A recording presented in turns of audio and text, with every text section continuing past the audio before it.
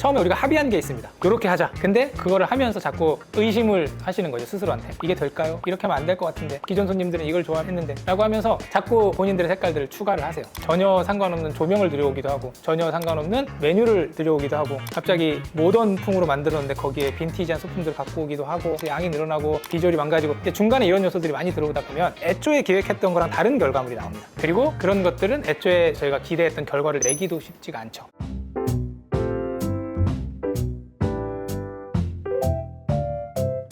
안녕하세요. 외식업 브랜드 만드는 제이아빠입니다. 반갑습니다. 리브랜딩에 대해서 이번에 영상이 올라갔었잖아요. 궁금해하시는 분들이 많으시더라고요. 문의도 많았고. 그래서 리브랜딩에 대해서 이야기를 해보려고 하는데요. 우리 매장이 리브랜딩이 필요한지 아닌지 어떻게 판단하면 좋을까요? 물론 이제 경기가 안 좋아지는 것도 있고, 상권이 조금 쇠약한 것도 있고, 근데 매출이 떨어졌는데 우리 동네에서 제일 잘 되던 집은 여전히 잘 된다. 그러면 그건 리브랜딩을 해야 될 시기라고 생각을 합니다.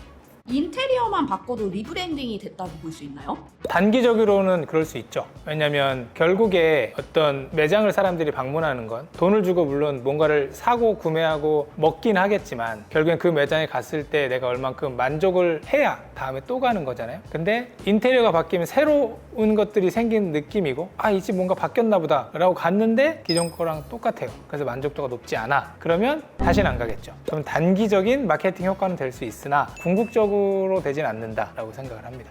그럼 리브랜딩을 할 때 가장 먼저 확인해야 되는 것은 무엇일까요? 그 상권 자체가 망한 상권인지, 아니면 나만 경쟁력이 좀 떨어졌는지를 볼 필요가 있어요. 요즘에 유튜브 보면 되게 많이 나오잖아요. 어디 상권을 유령 상권 이러면서 다 죽었고 아무도 못하고 있고 이런 데들이 많잖아요. 근데 상권 자체가 죽으면 살리기가 쉽지 않아요. 왜냐면 상권은 이게 타운처럼 형성되어 있는데, 어떤 한 집이 진짜 맛집이고 뛰어나다고 그 상권의 그 분위기와 죽은 그 아우라를 다 뚫고 가기가 쉽지 않거든요.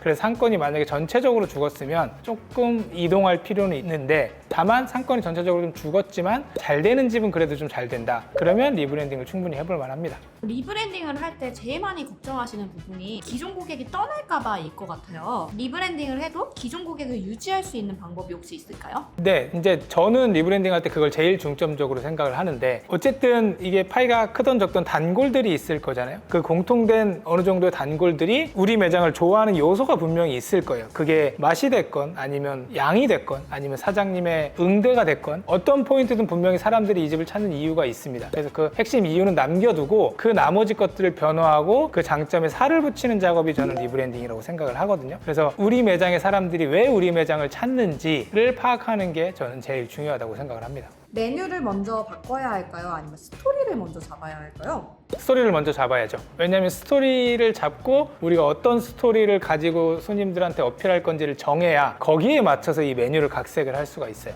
근데 물론 메뉴가 이미 정해져 있는 데들도 있어요. 이 메뉴는 바꿀 수 없어. 우리는 오리고기집이고 사람들이 오리고기집으로 인식되어 있어. 그러면 이 오리고기집에 어떻게 스토리를 넣을지를 고민을 해야 되는데, 그 핵심적인 메뉴가 없다면 스토리를 먼저 잡는 게 낫죠.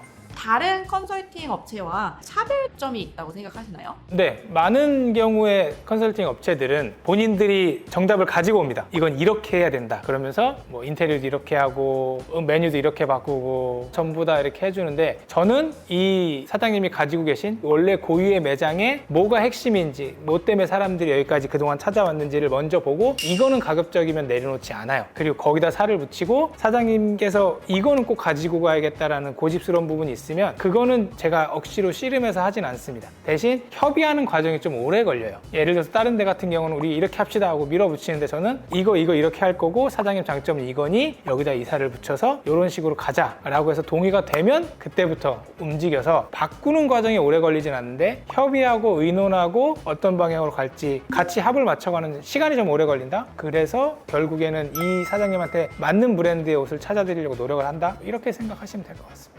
제가 알기로는 다른 컨설팅 업체 같은 경우에는 계약 종료하면 수 관리가 없다고 알고 있거든요. 제이 아빠님께서는 계속 수시로 확인을 해주시는 것 같더라고요. 네, 저는 그렇게 하는데 안 원하시는 분들도 계세요. 리브랜딩 끝났는데 한 달 있다가 하니까 이제 사장님들이 하시고 싶대로 확 바꾸면 제가 어떻게 해드릴 수 있는 건 없지만, 그래도 지속적으로 대부분의 매장들은 계속해서 연락을 주고받고 저한테 조언도 구하고 저도 조언도 드리고, 제가 해드릴 수 있는 뭐 업체도 연결해드리고 SNS도 제가 보고 미리 연락을 드리기도 하고, 하고 끝까지 책임져 주시는 거네요. 오픈해놓고 막 잘 되고 이제 그걸로 홍보들을 하잖아요. 근데 그게 2, 3년 지났을 때 안 되는 경우들이 너무 많거든요. 왜냐면 인테리어 막 화려하게 하고 그릇 예쁘게 하고 이제 외관으로 비춰지는 것들에 힘을 많이 주다 보면 오래 못 간다고 생각을 하거든요. 그래서 저는 그런 것도 중요하지만 결국엔 사장님들이 가지고 계신 핵심 장점, 특징 이런 것들이 녹아야 오래 간다고 생각을 해서 그런 측면에서 더 잘 먹고 잘 살려고 그렇게 하고 있습니다.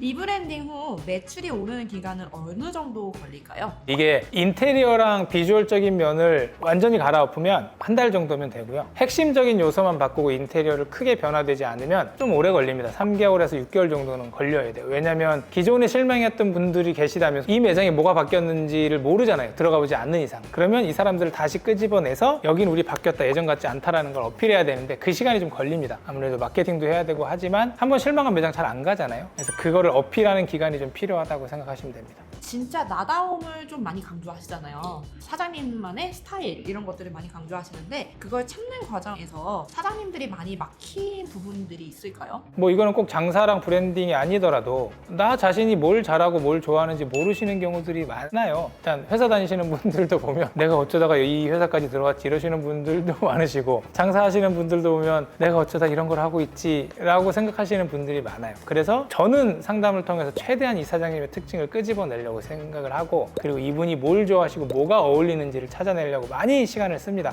그래서 설문도 많이 하고 여쭤보기도 하고 그러면서 이분한테 맞는 게 뭘지 고민하는 과정을 좀 거칩니다. 근데 이거를 스스로 아시려면 원래 저도 마찬가지지만 딴 사람이 나에 대해서 얘기하는 거 별로 안 좋아하잖아요. 다 안 듣고 근데 조금 귀를 여시고 공통적으로 나한테 얘기하는 게 내 특징이구나 받아들이는 단계가 필요하지 않을까 싶습니다. 리브랜딩 실패 사례가 있을까요? 물론 이제 제가 부족해서 그런 게 제일 크고요. 또 그 번외로는 처음에 우리가 합의한 게 있습니다. 이렇게 하자. 근데 그거를 하면서 자꾸 의심을 하시는 거죠. 스스로한테. 이게 될까요? 이렇게 하면 안 될 것 같은데. 기존 손님들은 이걸 좋아했는데. 라고 하면서 자꾸 본인들의 색깔들을 추가를 하세요. 전혀 상관없는 조명을 들여오기도 하고 전혀 상관없는 메뉴를 들여오기도 하고 갑자기 모던풍으로 만들었는데 거기에 빈티지한 소품들을 갖고 오기도 하고 그리고 젊은 층들을 대상으로 젠지 세대를 대상으로 메뉴를 만들었는데 이러면 양 적다고 뭐라 한다고 하면서 양이 늘어나고 비주얼이 망가지고 근데 중간에 이런 요소들이 많이 들어오다 보면 애초에 기획했던 거랑 다른 결과물이 나옵니다. 그리고 그런 것들은 애초에 저희가 기대했던 결과를 내기도 쉽지가 않죠.